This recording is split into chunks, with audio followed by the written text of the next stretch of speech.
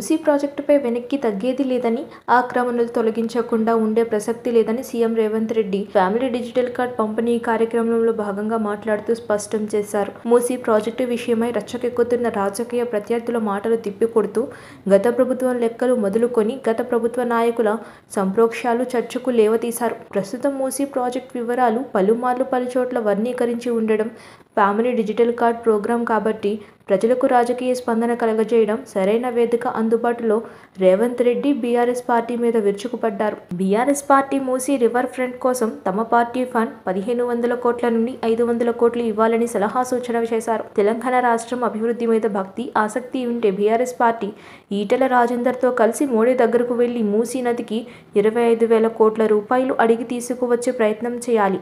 సందేహాలు ఉంటే కేటీఆర్, హరీష్ రావు వచ్చి 4 రోజులు సచివాలయంలో కూర్చొని ప్రాజెక్టుపై చర్చించవచ్చు. మూసీ పైలట్ ప్రాజెక్టు పైన చర్చించేందుకు అఖిలపక్ష సమావేశం ఏర్పాటు చేయడానికి సిద్ధంగా ఉన్న తాము మూసీ పరివాహకంలో ఉన్న భూముల నిమిత్తం ప్రజలకు పరిహారం ఇస్తాం, సూచనలు ప్రత్యామ్నాయాలకు తెరతీస్తాం అని రాజకీయంలో కొడంగల్ కుర్రోడు అనిపించుకుని ఎద్దేవా చేశారు. ప్రజలు కోపంగా తిట్టినట్లు తనకు సమాచారం ఉంది. కానీ ఇది భవిష్యత్ కోసం చేస్తున్న కార్యనిర్వహణ అని ముఖ్యమంత్రి హోదా సందేశం అందించారు.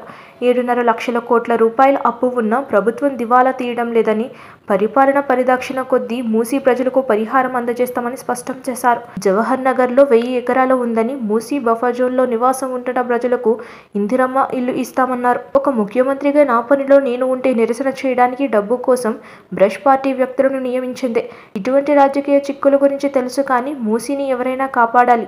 కేటీఆర్, హరీష్ రావు, సబితా ఇంద్రారెడ్డి, ఆమె కుమారులు కేవలం రాజకీయ సలహాదారు, వ్యాపారవేత్త అయిన కేవీపీ కలిగి ఉన్న ఫామ్ హౌస్ను రక్షించాలని మూసీపై నిరసన చేస్తున్నారు అని ప్రతి ఆరోపణ పలికారు. సబ్స్క్రైబ్ చేయండి. Please do subscribe to. Please like, share and subscribe to top Telugu TV. Top Telugu TV.